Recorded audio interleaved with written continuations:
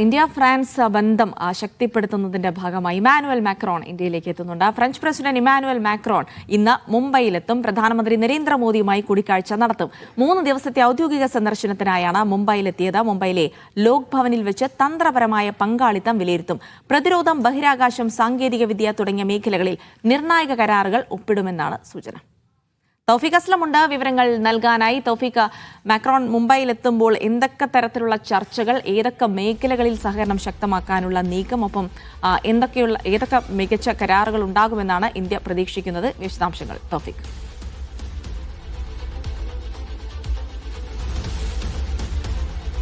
ജിൽസി, പത്നി ബ്രിജിറ്റ് മാർക്കോനൊപ്പം ഇന്നലെ രാത്രിയോടുകൂടി തന്നെ മാർക്കോൺ മുംബൈയിലെത്തിയിരുന്നു.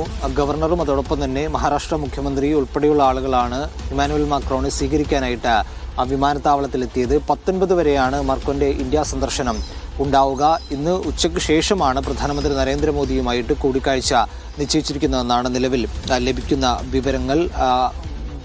പ്രധാനപ്പെട്ട ചില കരാറുകൾ ഉൾപ്പെടെ ഇന്ന് ഒപ്പിടുമെന്നാണ് നിലവിൽ ലഭിക്കുന്ന വിവരങ്ങൾ. കാരണം ഇന്ത്യ ഫ്രാൻസ് പ്രതിരോധ കരാറാണ് ഇതിലേറ്റവും പ്രധാനപ്പെട്ടത്. ഇതുമായി ബന്ധപ്പെട്ട് നേരത്തെ തന്നെ നിരവധി ചർച്ചകൾ നടന്നിരുന്നു. അത് അന്തിമമായി എന്നാണ് നിലവിൽ ലഭിക്കുന്ന വിവരം. ഇതിന്റെ അടിസ്ഥാനത്തിൽ ഈ കരാറായിരിക്കും പ്രധാനമായും ഇന്ന് പ്രധാനമന്ത്രി നരേന്ദ്രമോദിയെ കാണുമ്പോൾ ചർച്ചയാവുകയെന്നാണ് നിലവിൽ ലഭിക്കുന്ന വിവരം. നിർമ്മിത ബുദ്ധി മേഖലയിൽ സഹകരണം കൂടുതൽ വ്യാപിപ്പിക്കുക എന്നുള്ളൊരു ലക്ഷ്യം കൂടി ഈ ഒരു കൂടിക്കാഴ്ചയിൽ ഉണ്ടാകും.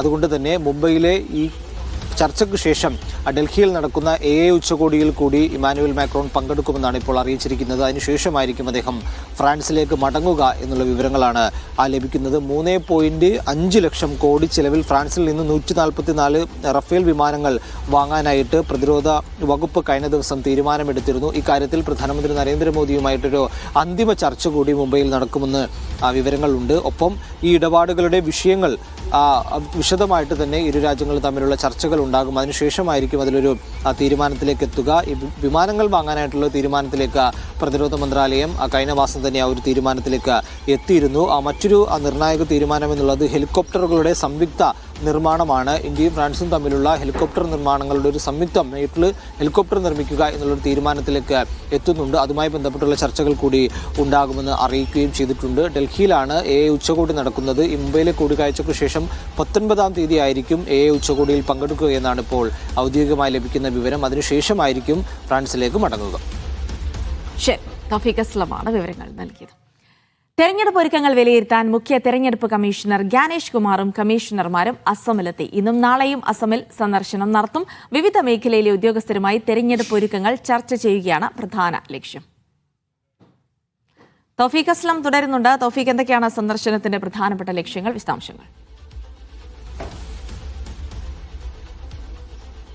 ജിൽസി, ഇന്നലെ വൈകുന്നേരമാണ് മുഖ്യ തെരഞ്ഞെടുപ്പ് ഓഫീസറും അതോടൊപ്പം തന്നെ കമ്മീഷണർമാരും അസമിലെത്തിയത്. അവർക്ക് ഗുവാഹത്തി വിമാനത്താവളത്തിൽ സ്വീകരണം ഒരുക്കുകയും ചെയ്തിട്ടുണ്ട്. 3 ദിവസത്തെ സന്ദർശനമാണ് നിലവിൽ പറഞ്ഞിരിക്കുന്നത്. ഇന്നും നാളെയുമായിരിക്കും ഒരു പ്രധാന സന്ദർശനങ്ങൾ നടക്കുക. പ്രധാനമായും തെരഞ്ഞെടുപ്പ് അവലോകനം ചെയ്യുക എന്നുള്ള തന്നെയാണ്. തെരഞ്ഞെടുപ്പിന് മുന്നോടിയായിട്ട് ഏതെങ്കിലും തരത്തിലുള്ള കൂടുതൽ സജ്ജീകരണങ്ങൾ അസമിന്റെ വിവിധ ഭാഗങ്ങളിൽ ഏർപ്പെടുത്തണമോ വേണ്ടയോ എന്നുള്ളതായിരിക്കും പ്രധാനമായും ചർച്ച ചെയ്യുക. പ്രശ്നബാധിത മേഖലകളിലുണ്ടെങ്കിൽ അവിടെ കൂടുതൽ സുരക്ഷാ സേനയും അതോടൊപ്പം തന്നെ കൂടുതൽ സംവിധാനങ്ങളും ഏർപ്പെടുത്തുമെന്ന് കൂടി നേരത്തെ തന്നെ തെരഞ്ഞെടുപ്പ് കമ്മീഷൻ അറിയിക്കുകയും ചെയ്തിട്ടുണ്ട്. അതുമായി ബന്ധപ്പെട്ട് വിശദമായിട്ടുള്ള ചർച്ചകൾ ഇന്നും നാളെയും നടക്കുന്ന ഈ സന്ദർശന വേളയിൽ ഉണ്ടാകും.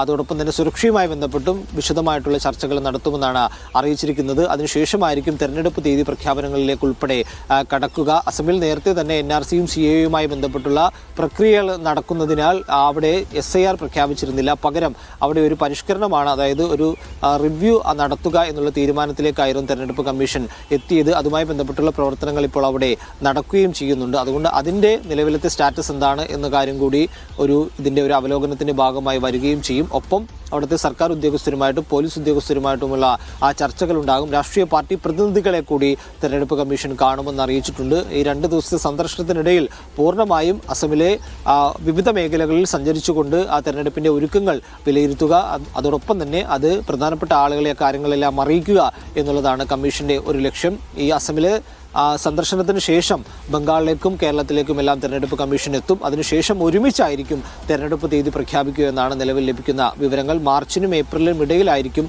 അസമിലെ തെരഞ്ഞെടുപ്പ് ഉണ്ടാവുക. അത് മറ്റു സംസ്ഥാനങ്ങളിലെ തെരഞ്ഞെടുപ്പ് തീയതി പ്രഖ്യാപിക്കുന്നതിനൊപ്പം തന്നെയായിരിക്കും അസമിലെയും പ്രഖ്യാപിക്കുക എന്നാണ് തെരഞ്ഞെടുപ്പ് കമ്മീഷനിൽ നിന്ന് ലഭിക്കുന്ന വിവരം.